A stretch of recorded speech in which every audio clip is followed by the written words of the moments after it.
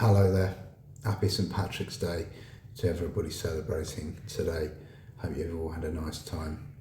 The kind of four people who might view my content or kind of pay any attention to any of the stuff that I share probably are aware that I've made lots of noise in 2023 and also this year about Signet's refusal to allow me to record psychiatric consultations, even if they're in like a private place in a room with nobody else in and that sort of thing.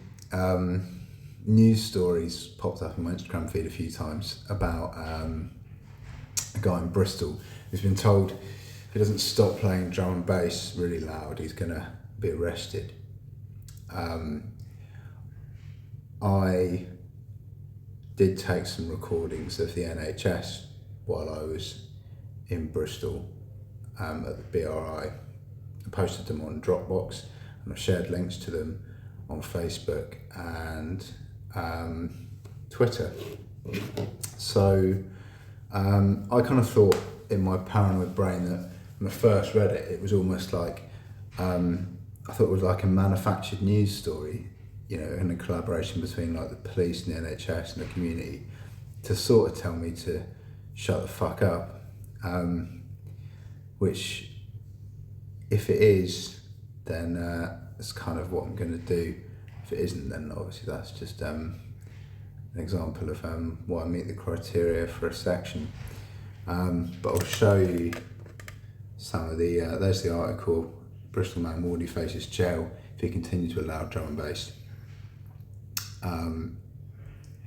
So what I'm going to do, this is a file folder called Mental Health 2024, which I've posted to various different places. I'm going to delete all of these files with recordings from the Bristol Royal Infirmary, from Dropbox, and I will replace them with transcripts, which I've got from the recording app. You can do that on this S24. So yeah, I'll put the transcripts in because you can take notes, but you can't take voice notes. I got sent this letter through my NHS app. These are just 2 takes of recordings that I tried to do just now, which didn't work because links for some reason weren't opened. I was going to put links into the Facebook posts that I'd made, kind of justifying it. But yeah, Department of Liaison Psychiatry General Correspondence letter reads, Dear Brodie, we've been made aware that you've posted a recording on X, formerly known as Twitter, a consultation you had whilst being treated at University Hospitals Bristol and Western NHS Foundation Trust. We would like to request that any recordings you've published on the internet or any social media site of your interactions with any healthcare professionals be removed as a matter of urgency. This is because these recordings are taken without consent from healthcare professionals. Making an audio-visual recording of a consultation for personal use, such as an aid memoir, to reflect on at home or to discuss with the family is allowed, and you should gain consent from the healthcare professional prior to making the recording. That's not accurate, as far as I can see. It goes on to say, although we cannot place restrictions on a patient wishing to record notes, correct, of a consultation or conversation with a health professional where it's felt absolutely necessary, which is no, it's just a kind of a right. We request, so these are requests, they're not orders, they're not law, they're not legislation, they're just requests that the NHS have made. Any recording is done openly and honestly. The recording process itself does not interfere with the consultation process or treatment of care being administered. Patient understands that the role we made it in their health record stating that they have recorded the consultation or the care being provided. The patient is reminded to is reminded of the private and confidential nature of the recordings. Confidential to me, I'll cover that in a second, in that it's their responsibility to keep it safe and secure. Any recording is only made for personal use. All that means is that you're not putting it into a documentary or monetizing it in any way. Patients are aware that the misuse of a recording may result in criminal or civil proceedings, which is what I'm trying to avoid here. Patients are discouraged from undertaking recordings in the first place. It's not accurate unless it's deemed absolutely necessary by highlighting the above responsibilities. By publishing these recordings, you're in breach of the UK General GDPR, which again I don't agree with, as a result of an invasion of privacy. Doctors don't have a right to privacy. I'll cover that in a second. In these instances, they do have a right to protection from defamation, and they do have a right to protection from harassment.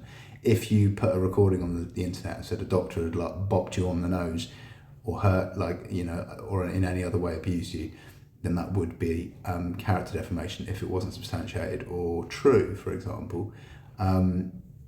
It's not an invasion of privacy. And they've said if non-compliance with the request by the 14th of August 2024, which was ages ago, will result in the trust having to report this matter to the police. Thank you in advance for your cooperation, Department of Liaison and Psychiatry. I've redacted the name. So if you go back through my Instagram posts, there's one I did specifically regarding the right to record. Here you go. So some of me talking bullshit. I'll leave that to you to enjoy my double-chinned, emaciated, intoxicated face talking shit about psychiatric recordings. This is the signet like thing. It says, you know, use of the recording of photography specifically. They've said to me, like, sort of tacitly and informally, that I can make these recordings in my room, but you can't take photos of the service users, obviously, or recordings, but you can't record like one-to-ones with a registered mental health nurse, or a consultation one-to-one with the ward manager, or a consultation one-to-one with your responsible clinician, which you should be able to do. Here's why and how.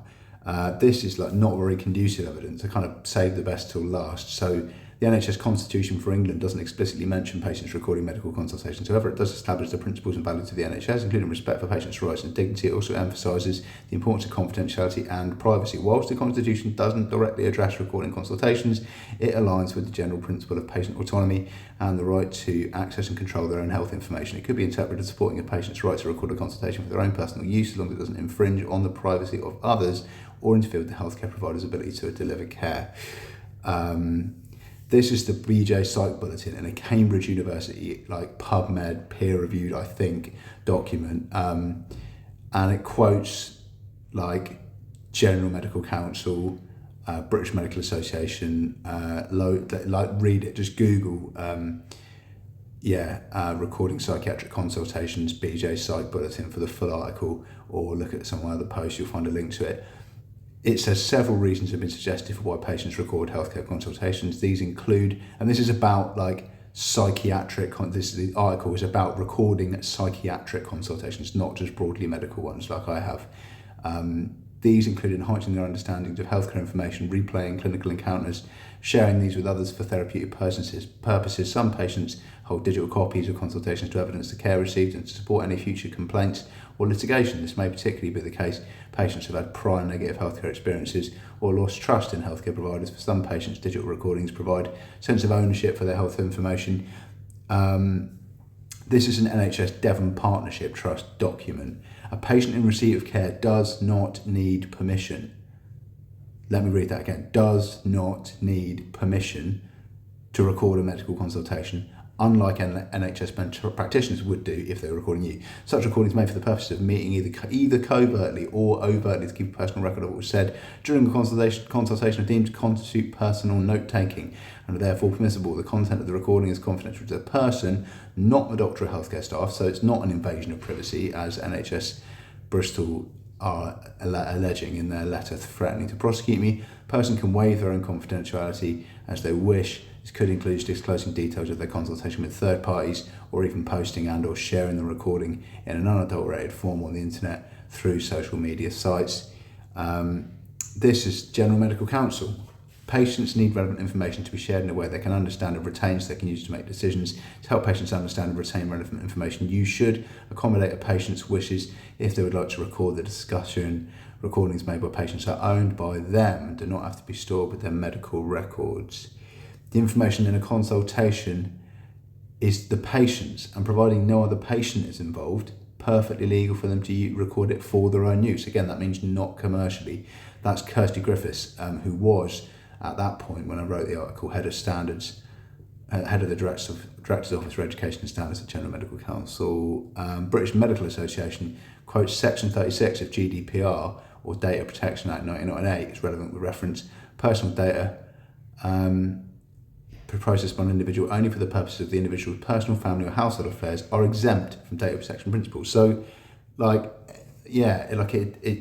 have got rights to, if there's kind of like sensitive content in there, or if the person isn't acting with capacity, or if there's defamatory content. There is lots of stuff on the British Medical Association page. There's even like a template letter for documents to request that recordings are removed from the internet, but they can enforce it with the police, which is why I'm making this video and why I'm going to delete these files. Information disclosed during a consultation, it reads, is confidential to the patient, and covert recording is not therefore a breach of confidentiality. Where a patient makes a recording without permission, doctors have no legal redress. But I've had this letter, and it was a while ago. If anyone wants access to these recordings for any reason, email me, get me on Twitter, get me on Facebook, get me on Instagram. I'm going to make these videos here on my YouTube channel private because I don't want them shared in the public domain. In fact, I'm just going to delete them.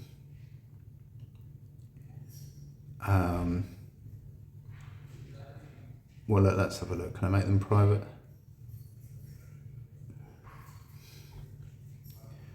Yeah, let's just make that one private. Oh, it's Rich at Site Liaison.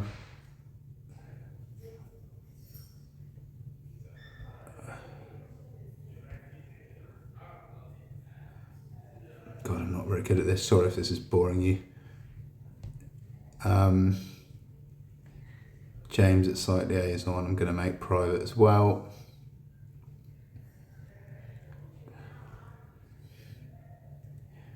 And the last one, the Mental Health Act assessment, the lady who just had an ID card which could have meant that she'd been had no professional indemnity or was Section 12 approved to section me in the first place. So that's that. It's pinned to my Twitter page, at the top of my Twitter page. I'm going to update the folder with, so that it still has the notes using the transcribe feature on the recording app on my phone, which have transferred the files from my old phone to this new phone that I bought using Smart Switch. So please don't prosecute me, NHS, or send the police to confiscate my telephones, because I've taken the recordings off Dropbox, I've taken them off YouTube, they're not on Google Drive, they're not directly uploaded to Facebook. So yeah, that's my good deed for the day. I hope Mr. Man in Bristol, Junglist, doesn't have to do any bird for so flagrantly trying to play audio recordings at a juncture or in a fashion that's causing harassment, alarm or distress to others. Have a really good St. Patrick's Day and all the best for the future.